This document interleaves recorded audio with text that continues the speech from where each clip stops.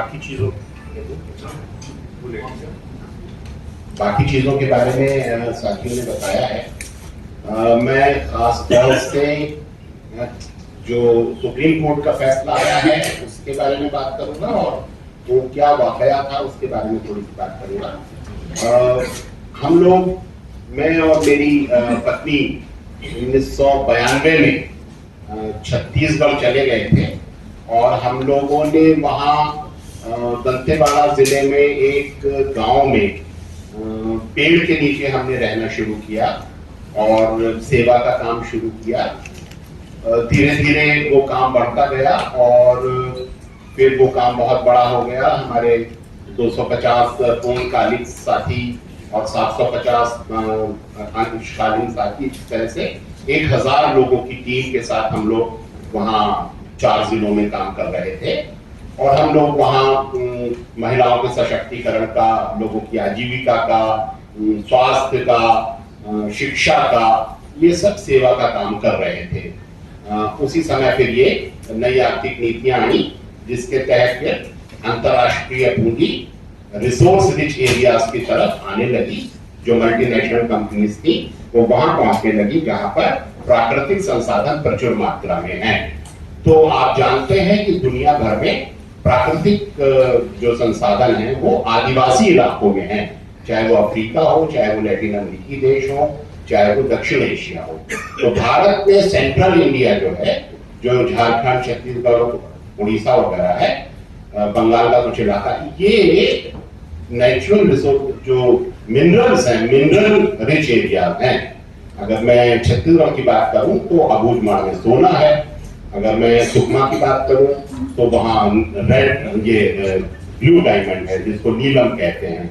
अगर हम बीजापुर की बात करें तो वहाँ रेड डायमंड है जिसको रूबी कहा जाता है, लाल, गुदड़ी के लाल बोलते हैं, वो लाल जो डायमंड है वो है। फिर अगर हम बेलाडीला की बात करें तो लोहा है। बेलाडीला से थोड़ा नीचे उतर आएंगे तो टिन है। आपको मालूम है भारत में जितना टिन है उसका 70% सिर्फ दंतेवाड़ा में, 70%। तो बहुत रिच एरिया है। तो उस पर जो मल्टीनेशनल कंपनीज हैं वो छोड़ेंगे, वो उसको जरूर उसको लूटेंगे। तो आप जानते हैं कि इस समय देश भर की जो हमारी पैरामिलिट्री फोर्सेस हैं, सबसे ज्यादा अगर वो कहीं हैं तो वो आदिवासी इलाकों में है और वो वहां आदिवासियों को सुरक्षा देने नहीं गई है, बल्कि वो प्राकृतिक संसाधनों पर कब्जा करने गई है। और वो वहां भारत के गरीबों के लिए कब्जा करने नहीं गई कि हम वहां के संसाधनों पर कब्जा करेंगे और फिर भारत के लोगों की गरीबी दूर कर देंगे, बल्कि वो इसलिए गए हैं ताकि उसको पूंजीपतियों की तिजोरी भरी जा सके। तो ये सब वहां चल रहा है। तो जो मिलिटराइजेशन है वो भयानक इसी प्राकृतिक संसाधनों की लूट के लिए चल रहा है। 2005 में आप जानते हैं कि सरकार ने संविधान को कुचलते हुए, लोगों के संवैधानिक अधिकारों को कुचलते हुए, छत्तीसगढ़ में पेशा कानून को दरकिनार करते हुए, हालांकि वो कानून यह है कि बिना आदिवासियों की अनुमति के आदिवासियों के इलाके में 1 इंच जमीन नहीं ले सकते। सरकार कोई प्रोजेक्ट नहीं लगा सकती बिना ग्राम सभा की इजाजत। लेकिन सरकार ने क्या किया कि वहां 5000 गुंडों को राइफलें दी, 303।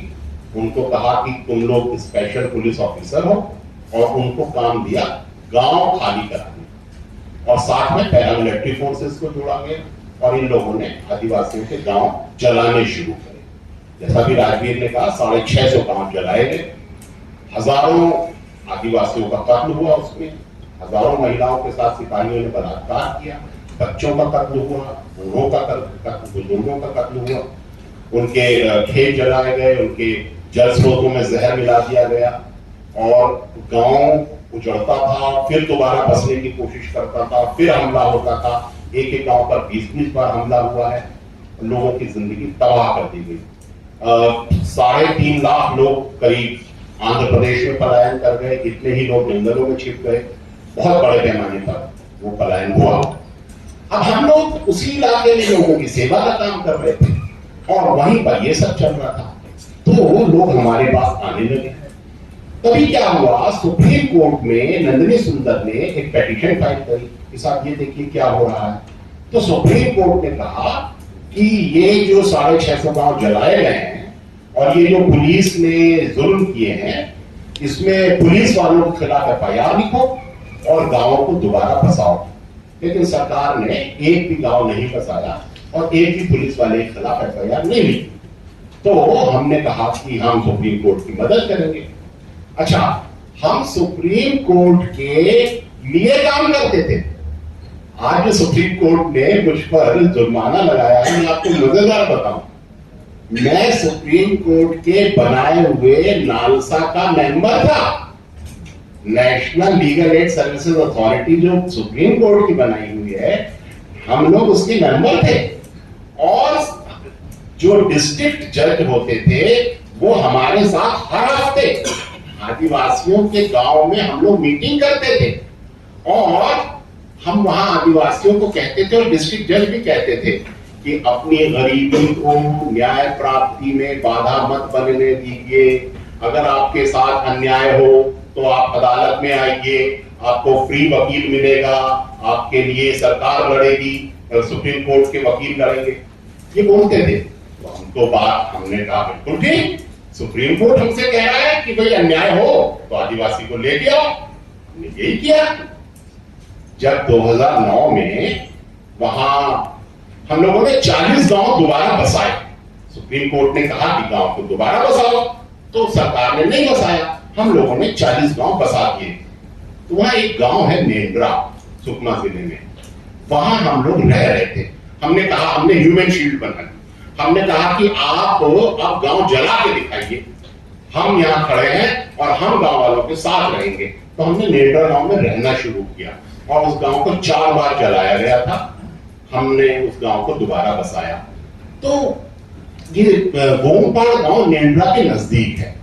वहां जाकर के सीआरपीएफ की कोबरा बटालियन ने ये 16 लोगों का कत्ल किया और इसमें गोली से भी मारा और तलवारों से काटा।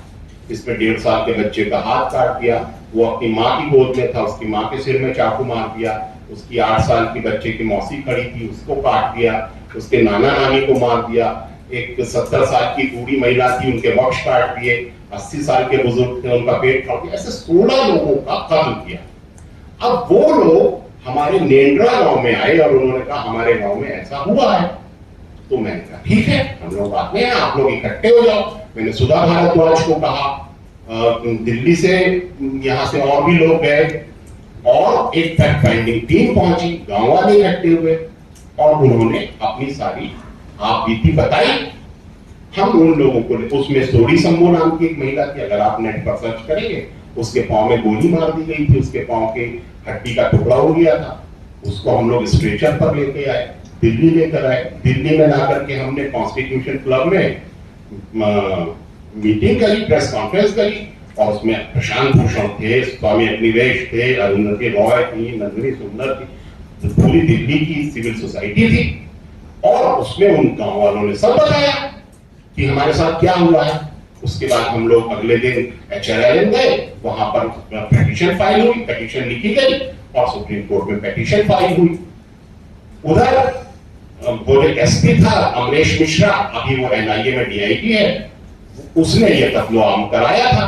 तो उसने क्या करा, उसने कब्रें खुदवाई और आदिवासियों के हाथ काट के ले गया, लाशों के हाथ काट के ले गया कब्र खोद के, क्योंकि उसको ये डर था कि फोरेंसिक जांच होगी तो उसमें पता चल जाएगा कि आदिवासी ये तो नक्सली नहीं थे, इन्होंने तो कोई गोली नहीं चलाई, क्योंकि फोरेंसिक जांच में ये पता चल जाता है। तो वो हाथ काट के ले गया। हम लोगों ने सुप्रीम कोर्ट में शिकायत करी तो सुप्रीम कोर्ट ने दंतेवाड़ा पुलिस को फटकार लगाई कि इस गांव से दूर रहो तुम लोग। और उसके बाद बहुत सारी फैक्ट फाइंडिंग हुई, PODR गया, वहां पर तहलका में रिपोर्टें छपी हैं, हिंदू में अमन सेठी की रिपोर्टें छपी हैं गोमपाड़ के बारे में।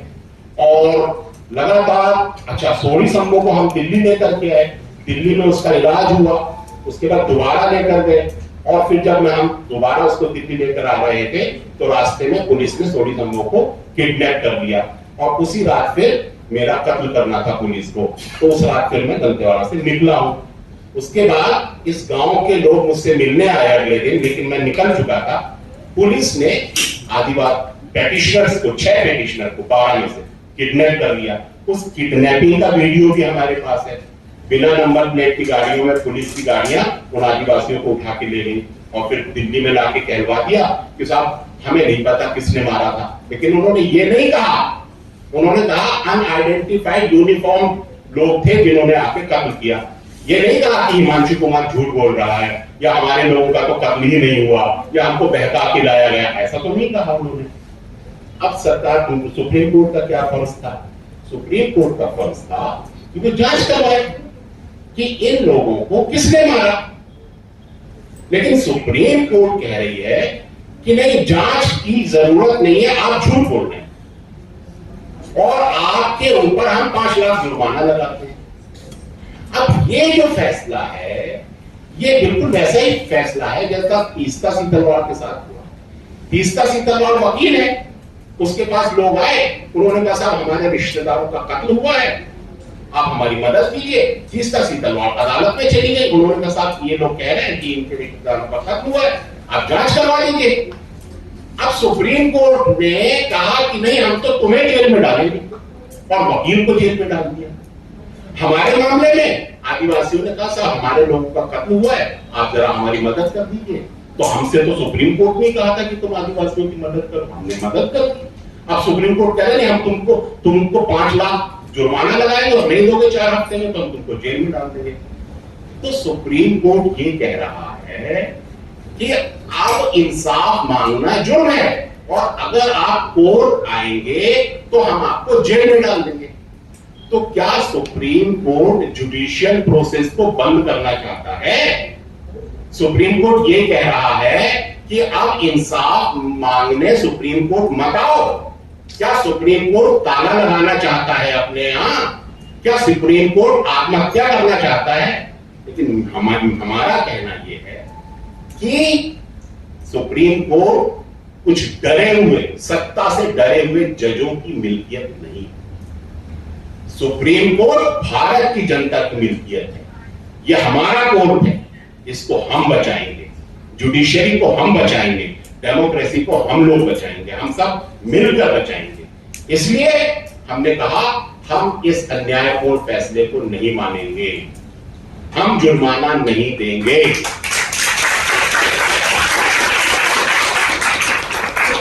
हम जेल जाएंगे, हंसते हंसते जाएंगे, गीत गाते गाते जाएंगे, जेल जाएंगे, जेल भरेंगे और देखेंगे और इनको बता देंगे कि भारत के लोग डरने वाले नहीं हैं तुम्हारे इस तानाशाही और फांसीवादी निजाम से। हम इसको पलट के मानेंगे, हम इसको गिरा कर मानेंगे, इसको खत्म करके मानेंगे। तो ये जो लड़ाई है, इस लड़ाई को बिल्कुल आखिरी सांस तक लड़ा जाएगा, न्याय के लिए लड़ा जाएगा और किसी भी अन्यायपूर्ण फैसले को कबूल करने का तो सवाल ही नहीं पैदा होता। और ये कोई एक मामला है, सुप्रीम कोर्ट कह रहा है हम झूठ बोल रहे हैं। अरे वहां सिंगारम में 19 आदिवासियों को लाइन में खड़ा करके मार दिया था। एनएचआरसी की रिपोर्ट है हमारे पक्ष में, ये झूठा था।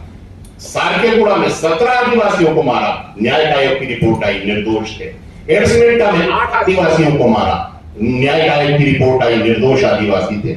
सोनी को कहा कि ये बहुत बड़ी माओवादी है, हमने कहा निर्दोष है, 7 केस लगाए उस पर, निर्दोष साबित हो गई।